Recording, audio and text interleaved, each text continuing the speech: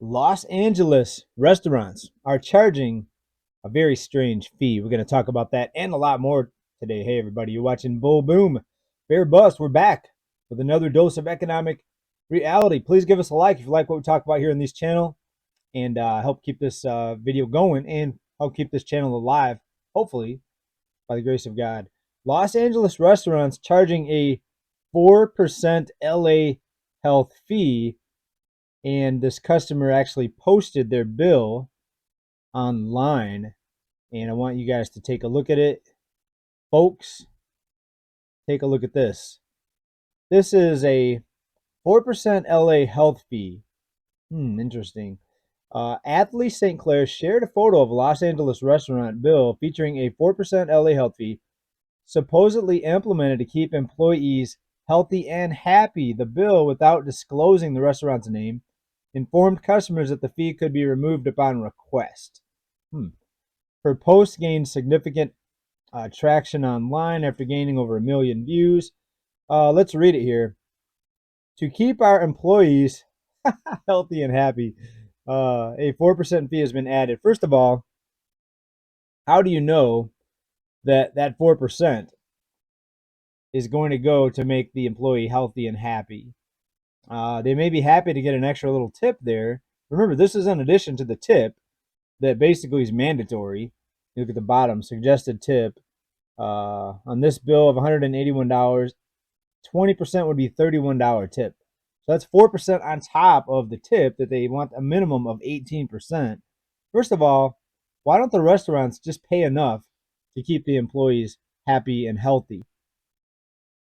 Why do the consumers always have to pay for this? Now, first of all, you might say, and some of you might say, well, you don't have to pay for it. If you don't like the cost, then don't go there. Just eat at home. All right, I see that a lot in comments when I talk about these types of topics.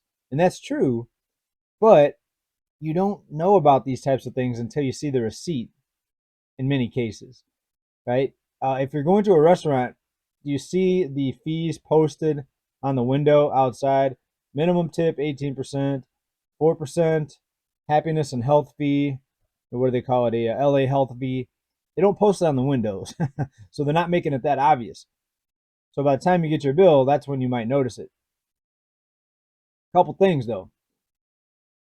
How do we know that the employees that are getting this are going to end up making happy and healthy decisions? What if they go out and buy a beer? What if they go out and buy whiskey? What if they go out and buy some fast food that's not good for them? So they always give things a nice name, don't they, to make you less likely to argue against paying for it, right? If they called it the employee greed fee or the employee let's go have a party fee, a lot more people would protest it.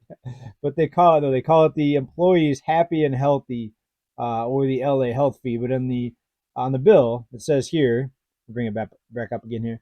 Has been added to your bill. A healthy and happy 4% fee has been added to your bill. If you would like this charge removed, we're more than happy to do so. So what would you do? What would you do? Would you pay the fee? Would you ask to have it removed? I mean, you're already paying a tip.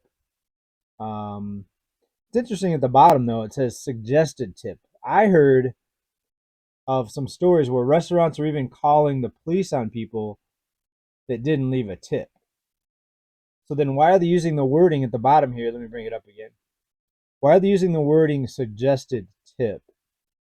Is there a minimum? And if it's not disclosed on the receipt, do you have to pay the tip? And I'm not being cheap here. I'm just saying, what if you have really bad service? What if you have a server that brings the wrong stuff out or doesn't check on you at all after dropping off the food? Do you want to leave an 18% tip? Shouldn't we be able to tip based on the type of service that we receive?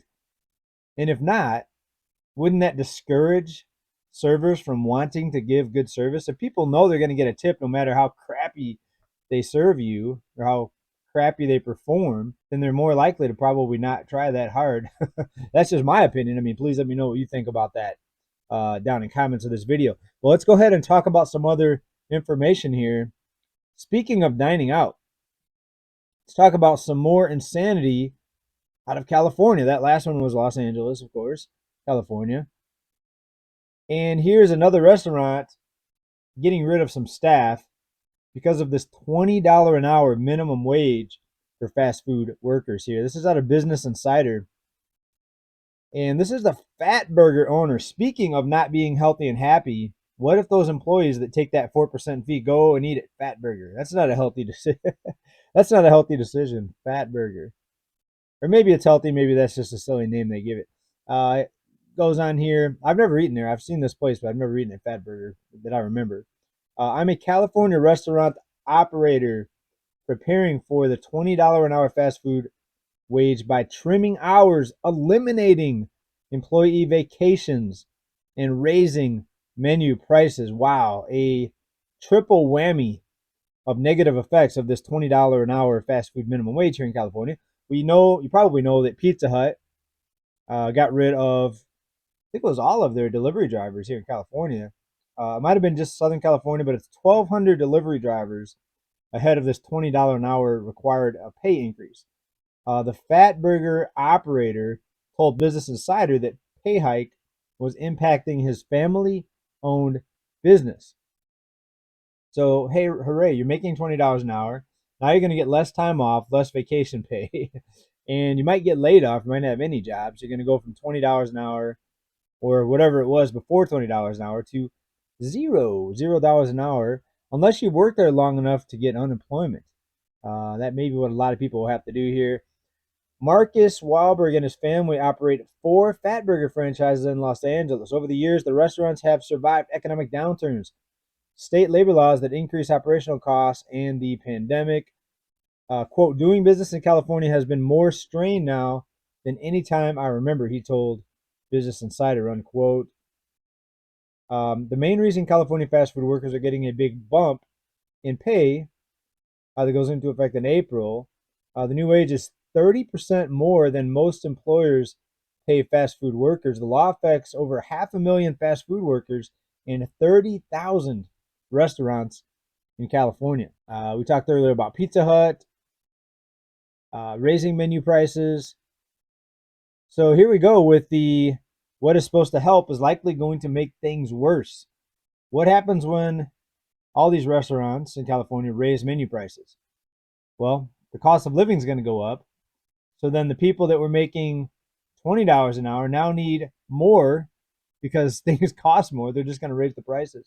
It doesn't seem like anything's really going to fix this except for a big, massive bout of deflation.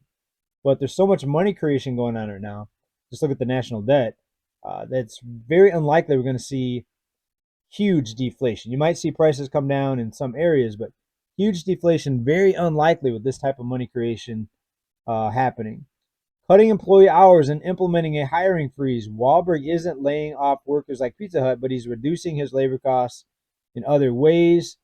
He said trimming employee hours. Who's going to serve up the fat burgers if you just trim everybody's hours? You're going to be understaffed. So in addition to the customers paying more because you're raising your menu prices, now you got to wait longer for the food because you're cutting staff hours. So now you got to pay more for a fat burger and you got to go wait in line and wait longer because there might only be 1 or 2 people, maybe 3 people working there. Quote, we're not hiring new people to fill these jobs. We're being very tight on schedules. And you can't really argue with him. You can't really blame him. He's a business owner. He's going to do what he needs to do to keep his business open.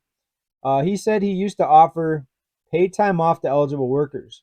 The average worker earned about 48 hours of paid time off, capped at 72 hours a year. Wow, that's not much at all. 48 hours. The 8 times 5 is 40, so 40 hours would be a week off. So a week off in a year, 48, a little over a week off in a year. That's pretty low, in my opinion. Is that low? What do you think down in the comments? I get 3 weeks, and I get 4 weeks off a year at my job. He eliminated the paid time off program, first launched in 2021. It looks to me like the negatives outweigh the positives. Right, anyways, let's talk about something else here. This is mostly about restaurants today, and specifically Los Angeles restaurants. Here's another one. This is out of MedPage Today. Dining out. Check the bill for a health insurance surcharge. So now it gets worse. So now you have to pay for the health insurance for the servers, for the restaurant workers. Restaurant took heat for adding a 4% surcharge, 4% again, to cover employees' healthcare costs. All right, I haven't looked at this article yet before I started this recording this video. I'm gonna guess it's California though. Let me just scroll down in the article. And nope, I was wrong. It's actually Atlanta. A restaurant in Atlanta took some heat on social media for adding a 4% health insurance surcharge to customers' bill. So we're paying for their health insurance. We're paying for the servers to be happy and healthy. What other kind of fees are we going to have to pay for? And I shouldn't say have to, because you don't have to dine out. And I know a lot of you that I read your comments say that you pretty much stop dining out because the costs are outrageous and you're eating at home more. Well, grocery store prices are up a lot as well, so you are saving money. You're still paying a lot more than you were just a few years ago. But what other kind of fees are they going to add in here? Are we going to be paying maybe the server's dog food fee so they can feed their pets? I mean, this is it's crazy. How much more do they want to squeeze out of customers who are, by the way, quick reminder, consumers are in all-time high credit card debt, and it's not just a small group of people that have a lot of debt and they're averaging it out. The average debt for about 70% of the population is at all-time highs, and interest rates at all-time highs. So we're counting down to the days where we're going to see a huge default tsunami. Of course, people are striking, they're protesting for higher wages. They're passing laws in states like California to pay more to help people keep up with these outrageous costs and credit card balance with 22% interest rate. So how much longer do we have, folks? You let me know. And would you pay that 4% surcharge for the happy and healthy employee fee? I'd like to hear from you on this one. We're going to wrap this one up. Hope everyone's having a good weekend. We'll talk to you very, very soon. Keep stacking, everybody. Bulls and Bears, we'll talk to you very soon. Peace.